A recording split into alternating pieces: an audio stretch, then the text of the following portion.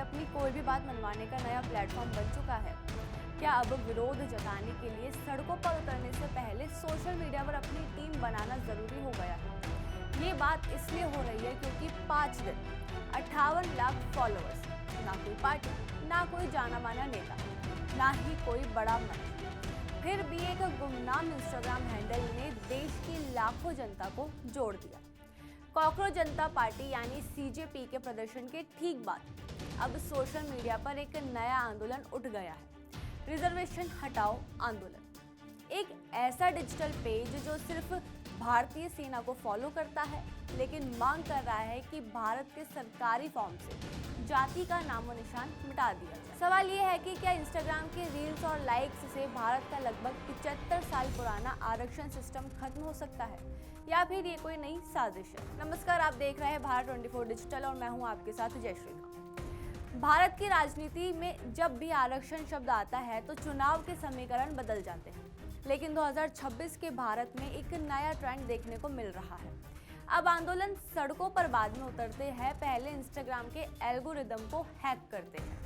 अभिजीत दिपके की कॉकरोच जनता पार्टी ने जब जंतर मंतर पर लाखों छात्रों को जुटाकर नीट पेपर लीक पर सरकार को घेरा और तत्कालीन शिक्षा मंत्री धर्मेंद्र प्रधान को इस्तीफा देना पड़ा, तो किसी ने नहीं सोचा था कि इसका साइड इफेक्ट इतनी जल्दी सामने आएगा। अब उसी सीजेपी मॉडल की तर्ज पर शुरू हुआ है रिजर्वेशन हटाओ मूवमेंट। आइए समझते हैं इस पूरे मामले को। आखिर ये रिजर्वेशन हटाओ आंदोलन है क्या, और 4 से 5 दिनों में 58 लाख से ज्यादा लोग इससे क्यों जुड़ते हैं? इस इंस्टाग्राम हैंडल का नाम है रिजर्वेशन हटाओ मूवमेंट और इस पेज पर 100 से ज्यादा पोस्ट है। इस पेज की 3 सबसे बड़ी मांगे हैं।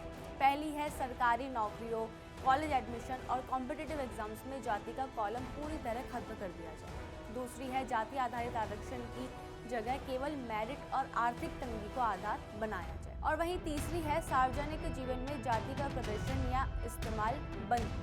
इस पेज का दावा है कि ये किसी राजनीतिक दल से नहीं जुड़ा है, बल्कि ये उन सामान्य वर्ग और युवाओं की आवाज है जो खुद को आरक्षण की राजनीति का शिकार मानते हैं। यहाँ समझना जरूरी है कि ये सिर्फ एक पेज की कहानी नहीं है, ये सीजेपी का साइड इफेक्ट भी है। जब 2 महीने पहले कॉकरोच जनता पार्टी बनी तो लोगों ने उसे सटायर माना था, लेकिन जब सीजेपी के 2 करोड़ से ज्यादा फॉलोअर्स हुए और दिल्ली के जंतर मंतर पर जन सैलाब उमड़ा तो उन्होंने अपनी मांगे मनवाई।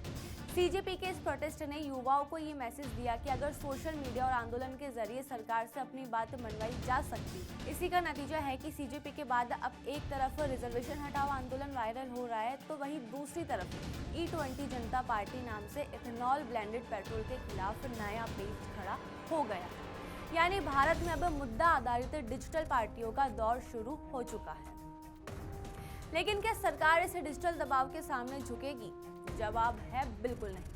केंद्रीय मंत्री रामदास अठावले का इस पर पहला आधिकारिक और बेहद तीखा बयान सामने आया। अठावले ने साफ लहजों में कहा कि सीजेपी आंदोलन की आड़ में अब आरक्षण हटाओ की नफरती मुहिम शुरू कर दी गई है। हमारी एनडीए सरकार और प्रधानमंत्री नरेंद्र मोदी ऐसे बेतुके और असंवैधानिक दावों को कतई समर्थन नहीं करते हैं। वहीं राजनीतिक विश्लेषकों का मानना है कि सत्ता पक्ष हो या विपक्ष, कोई भी नेता आरक्षण के खिलाफ बोलने की हिम्मत नहीं कर सकता, क्योंकि आरक्षण सिर्फ एक नीति नहीं, भारत की राजनीति का सबसे बड़ा वोट बैंक भी है। अब जरा आइए असल सवाल पर आते हैं। भारत में आरक्षण की मौजूदा स्थिति क्या है? भारत के संविधान के अनुच्छेद 15 और 16 के तहत समाज के वंचित और शोषित वर्गों को बराबरी का हक देने के लिए आरक्षण लागू किया गया था। केंद्रीय स्तर पर आरक्षण की व्यवस्था कुछ इस तरह है। अनुसूचित जाति यानी एससी के लिए 15%, अनुसूचित जनजाति यानी एसटी के लिए 7.5%, अन्य पिछड़ा वर्ग यानी ओबीसी के लिए 27% और ईडब्ल्यूएस के लिए 10% है। यानी कुल मिलाकर केंद्र में 59.5% सीटें आरक्षित हैं, जबकि 40.5% सीटें ओपन श्रेणी में आती हैं। कई राज्यों जैसे तमिलनाडु, बिहार और छत्तीसगढ़ में यह आंकड़ा 50% से 60% तक पहुंच चुका है। अब यहाँ आरक्षण के भी 2 पक्ष हैं और दोनों के अपने अपने तर्क हैं, जिसमें से पहला पक्ष है आरक्षण के विरोध का तर्क। सामान्य वर्ग के युवाओं का कहना है कि 90% से ज्यादा अंक लाने के बावजूद उनका एडमिशन या चयन नहीं होता है, जबकि कम अंकों वाले अभ्यर्थी आरक्षित कोटे से सीट पा जाते हैं।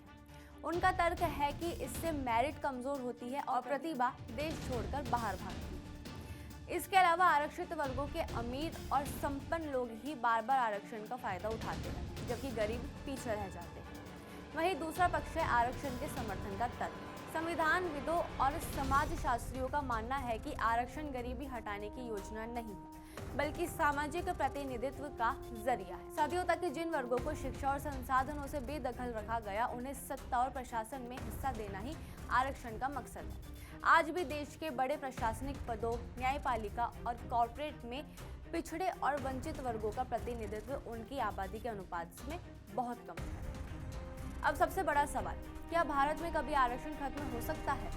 कानूनी और राजनीतिक सच्चाई ये है कि नहीं। भारत की कुल आबादी में SC, ST और OBC का हिस्सा लगभग 75 से 80% है। भारत का कोई भी राजनीतिक दल, चाहे BJP हो, कांग्रेस हो या कोई क्षेत्रीय दल, आरक्षण को खत्म करने का जोखिम नहीं उठा सकता। तो फिर बेटर ऑप्शन क्या है?